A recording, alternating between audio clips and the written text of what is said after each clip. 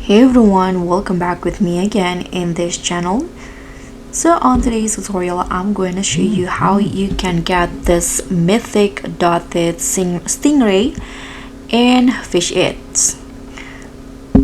So the mythic dotted stingray is finally here. I got it just once now.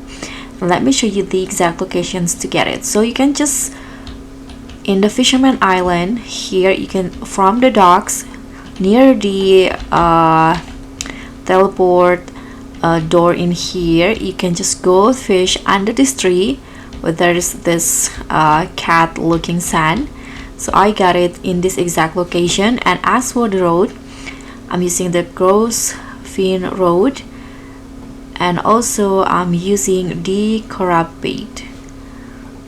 So that's how you can get the dotted stingray in Fish It. Thank you so much for watching. I hope this simple tips will be helpful for you.